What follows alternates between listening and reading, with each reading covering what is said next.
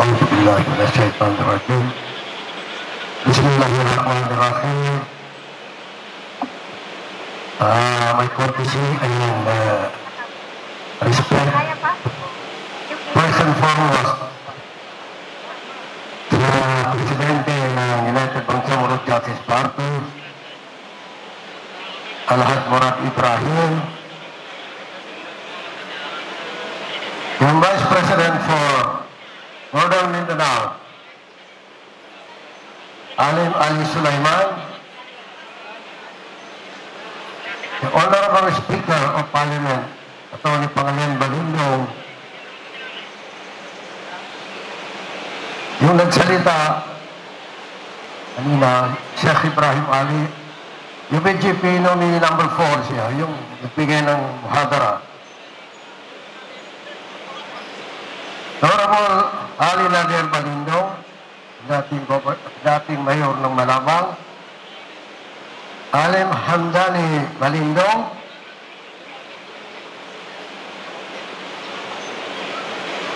yung Vice President for Women, the former Minister Aida Silawan, fellow members of Bangsamoro Transition Authority, hindi ko nababanggitin ang mga pangalan nila, Commander Bravo Macapa, and other BF commanders. Alam ko na meron dito 17 best commanders ng Bangsamoro Islamic Armed Forces na kasama natin ngayong umaga. At meron po 48 deputy best commanders. At gaya na sinabi po, sa pamumuno ni Commander Bravo Macapa, pasalamatan natin sila, nakasama natin ngayon yung mga military natin dito sa Lanao del Sur at Lanao del Norte. Yung mga political committee chairman natin, kasama rin natin ngayong umaga. Yung mga kandidato natin sa district, i-request ko na kung mabugit kong pangalan, pakita nyo na lang para pakilala natin lahat sila. Sa District 1, si Momoy Tumawes. Saan pa siya? Pakita nyo. Sa District 2, Hamsa Gauraki. Inshallah, panalo ka na.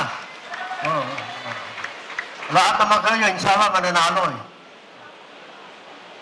District 3, James Macaraya.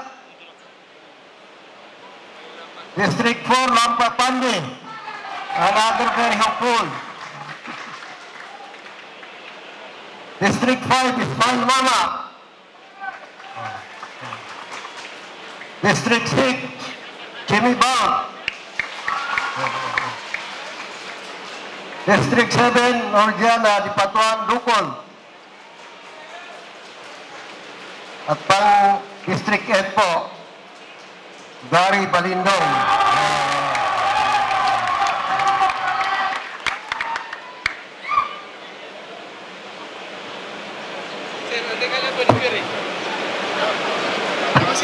Ang unang tanong ko, mananalo ba tayo? Mahina. Mananalo ba tayo? Inshallah, mananalo po tayo. Alam ba ninyo kung matalo tayo? Alam ba natin kung matalo ang UBJP? Sino makakasagot? Pero hindi nasasagutin ito. Pero ito ay isang katanungan na pwede niyong pag-isipan at pag-uwi niyo sa mga bahay ninyo, sasagutin niyo itong tanong ko. Ano ba mangyari sa atin kung matatalo tayo? Ang isang importante na issue ngayon ay yung autonomy. Yung autonomy. Nakuha natin ang autonomy dahil sa yung armed struggle natin, yung negotiation natin, yung sa Kongreso ng Pilipinas, sa plebisito, lahat-lahat po yan. Kaya paulit-ulit na sinasabi ko, na itong nakuha natin ay hindi ito libre. Hindi ito libre. Ang laki po ang ibinayad natin ito. Ika nga, doon sa Bangsamuruhin, binayaran po natin ito ng dugo, pawis at luha. Lahat ng importante sa buhay natin, ibinayad po natin ito. Kaya importante po ang autonomy. At pag natalo po tayo, dahan-dahan po yan maglalaho, mawala po sa atin. Kaya ako, natatakot ako na pag natalo ang UAGP, unti-unti yan mawala yung autonomy na binayaran po natin at nagsika po tayo for 50 years po. So, importante po ito. Alam po ninyo, I am not a politician. Alam naman natin lahat, yung buhay po namin, kasama ko po si Chairman, Presidente ng UBJP, dito na po namin ginugol ang buhay namin. Yung pinaka-importante sa buhay po namin, yung kabataan po namin, dito na namin ginugol. Kaya kung sakali, sa gobyerno po kami ngayon, o di kaya, ngayon, kaharap po namin kayo, kumakampanya halimbawa, hindi ho namin itinuturing ang sarili namin ng isang politician. With due respect doon sa mga politician. Dahil kami po ay hindi politician, therefore we cannot promise the moon, the sun, and the stars. Hindi ho namin may pangako sa inyo yung buwan, araw, lahat dyan may bigay po namin sa inyo. Kasi hindi ho kami politician, hindi naman lahat. Marami rin matitinong politician. Pero merong mga politician dyan, para lang manalo, ay sabihin sa iyo, pinangako ko ito. Pero yung pangako na yan, napapako. Halimbawa, dito sa Lano Lisur, ilan ba ang barangay dito? 1,164. Kung lahat ng mga barangay, pangakuan natin na 1 million, magkano po yun? More than 1 billion po. Kaya ba natin ibigay yun? Hindi ho. Kaya kami po, hindi ho kami nangangako, maliban lamang na kung sakali pala rin po tayo, mananalo po kami, ay yung ipinaglalaban po natin na ginamit natin ang armas sa negotiation at saka pumasa ang Bangsamoro Organic Law, yan po ay paninindigan po namin yan. Papaninindigan po namin yan. Yan po ang pangako namin sa inyo.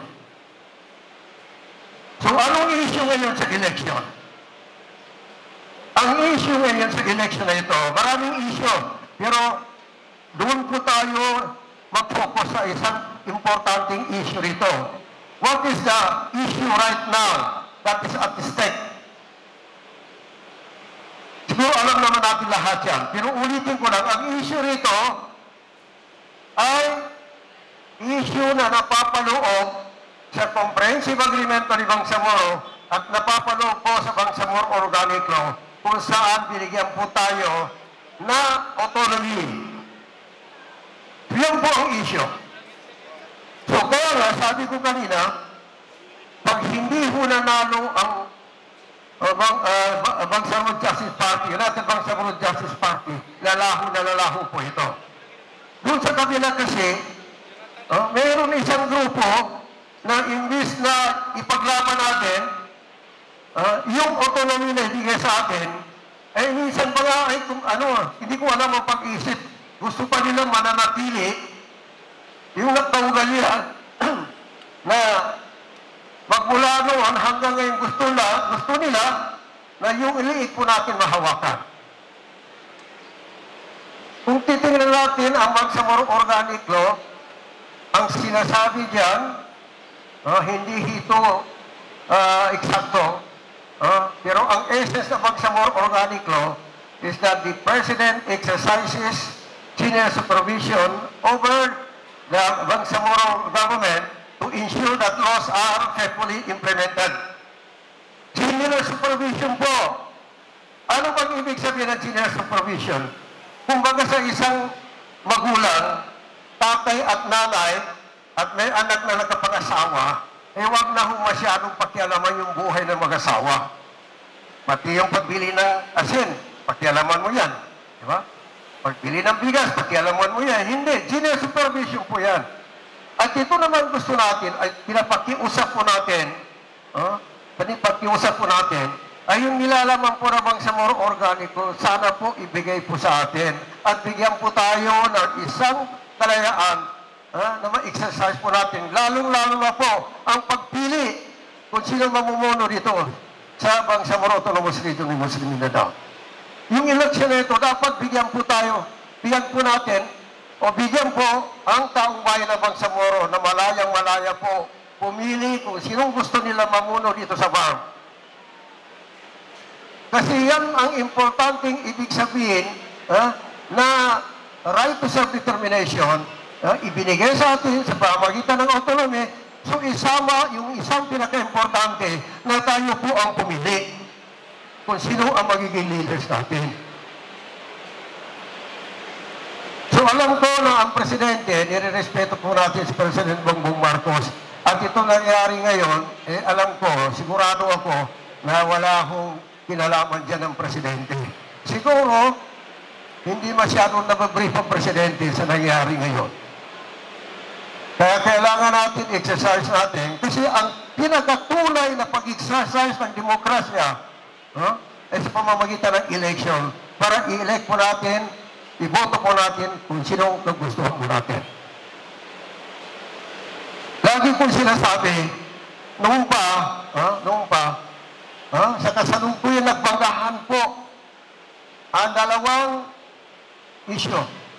Yung sinasabi ko na forces of change at forces of status quo.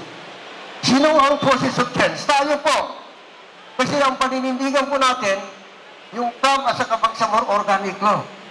Yung po ang paninindigan natin na kung saan makita natin, mabasa natin, doon napapalo po yung autonomy binigay po sa atin. Pero meron mga pwersa na gusto nila yung kinaugalian po natin, yung status quo, mananatilian. So ito bangkahan ito. Kaya lahat tayo kailangan nito, magtulungan po tayo para yung pinaglaban natin magmula noon hanggang ngayon. Kasi hindi naman nag-iiba talaga. Hindi nag-iiba talaga ang gusto natin na mangyari ngayon. Kung anong ipinaglaban natin noon sa pamagitan ng armas, yung negotiation at ngayon, isa lang yan. Diba? It's about people's empowerment. Yung taong bayan, magbigyan sila na kalayaan, pumili kung sinong gusto nilang leader. So ngayon, nakikita natin ang nangyayari ngayon, nakakalungkot. Nakakalungkot, pero nangangailangan magsikap po tayo. Kasi minsan, yung mga sitwasyon na mahirap, kung tayo ay magsikap at tutulungan tayo ng Allah, ang kabila noon ay hindi na masyadong mahirap. Kasi two-sided man yan, kung mahirap, kung mayroong mahirap na sitwasyon at ikay magsikap at ikay hihingi ng tulong sa Allah, ang kabila po noon ay hindi na masyadong, hindi mahirap. Maging madali po. Kung titingnan natin, ay hindi lang po tungkol sa bagay na ganyan na gusto nila na yung leader ng MILF ay hindi pagtagumpay. Kung titingnan mo, parang may trend na ngayon, ang unang tinira na demolition job, si Chief Minister, dating Chief Minister, yung LGSF, Local Government Support Fund, meron pang hearing sa Kongreso, may investigation sa Kongreso, pero nung matanggal na siya, halos nawala na yung issue. Nawala na yung issue. Hindi na pinag-usapan. Ang sumunod yan, ako. Ang sabi daw, meron daw 2.2 billion na kinuha ko. Alam ko marami dito na mga teachers, pero hindi ko kakausapin bilang teachers kasi araw ng eskwelahan ngayon Di ba? So nakita naman ninyo yung lahat na pinamimigay po namin. At 2.2 billion, hindi mo man mahawakan yan. Anyway, naghanda po kami na idepensya po namin ang sarili natin at welcome po yung audit, special audit na gagawin po sa Ministry of Basic Higher and Technical Education. So dahil doon po, hindi ko na po pahabain ang talumpati ko po. Marami pa pong hindi nakapagsalita, pero ang importante, tanong po ulit, iboboto ba natin ang UBJP? Iboboto ba natin ang UBJP? Mananalo ba tayo? Inshallah ta'ala, mananalo tayo dahil ang UBJP ay resulta po na 50 year ng struggle natin. Maraming salamat. Assalamualaikum warahmatullahi wabarakatuh.